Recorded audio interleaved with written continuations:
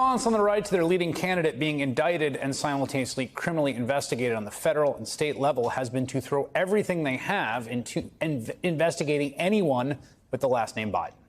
The Oversight Committee, chaired by Republican Congressman James Comer, spent roughly the last 5 months launching investigation after investigation. When they finally released their first report last month, here is the New York Times headline about it. Quote, House Republican report finds no evidence of wrongdoing by President Biden. Not the headline they're going for. But Republicans have soldiered on, trying to find any evidence of anything. And now they are threatening to hold FBI Director Chris Wray in contempt of Congress for not blindly handing over a confidential document that includes unsubstantiated claims from a so-called informant about Biden and his family. Republicans can't even find this star informant. No, seriously, they are saying the informant himself, the person who made the accusations, is missing. So instead, they want the FBI to publicly release whatever unsubstantiated claims are in that document. People who've actually read the document, like Republican Senator Chuck Grassley, readily admit that Republicans really just don't care if these wild claims are true or not. We aren't interested in whether or not the accusations against Vice President Biden are accurate or not. Senator, how damning is this document to the sitting U.S. president? Well, it's I don't know that, and that's what we need. But you've read it. I read it.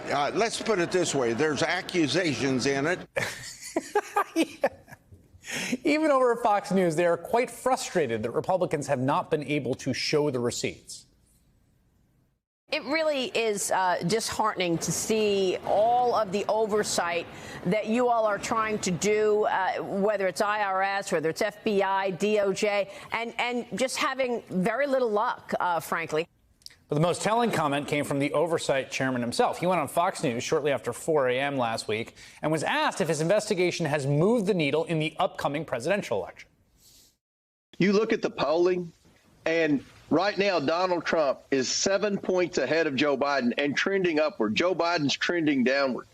And I believe that the media is looking around, scratching their head, and they're realizing that the American people are keeping up with our investigation, and they realize something's wrong here.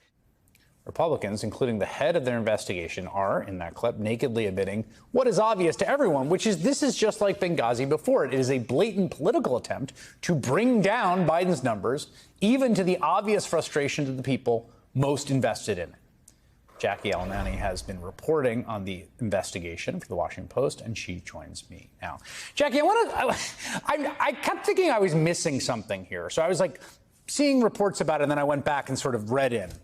There is some document somewhere in the FBI where some person said the Vice President Joe Biden 6 or 7 years ago was taking bribes. Is that correct?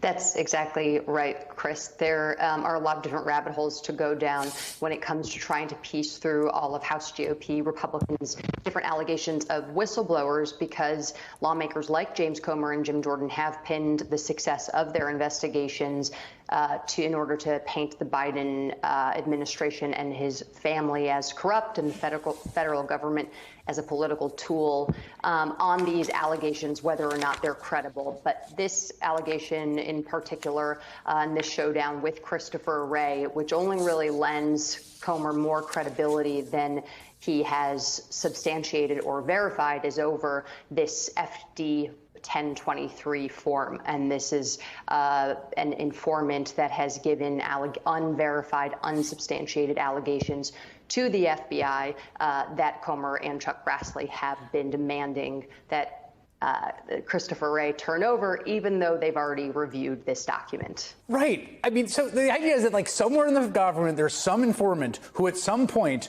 told the FBI, like, the vice president's taking bribes. Now, I don't know, maybe the vice president was taking bribes and, like, no one knew about it and the whole thing was covered up. Or maybe this informant didn't know what he's talking about.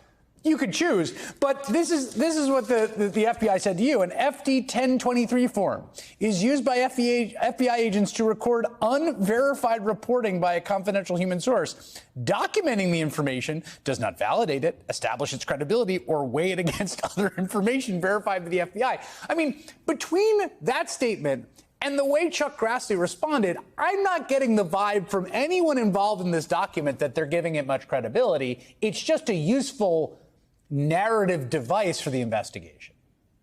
Exactly. These are the exact headlines that James Comer wants, especially as he sort of simultaneously struggled to actually present any substantive evidence that directly ties Joe Biden to some of the evidence that they have been able to scrounge up that have at least raised questions about the Biden family's business dealings. But Christopher Wray did offer directly an extraordinary accommodation to Grassley and James Comer this week in a phone call. He said that they could come in person and review a redacted version of the document.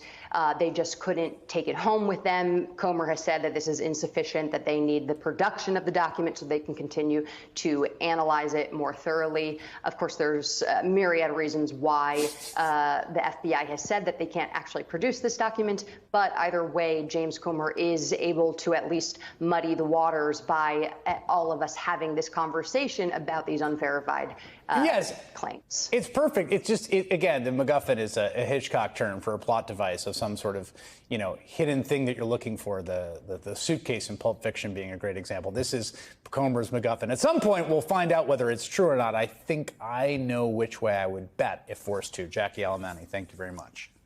Thanks, Chris.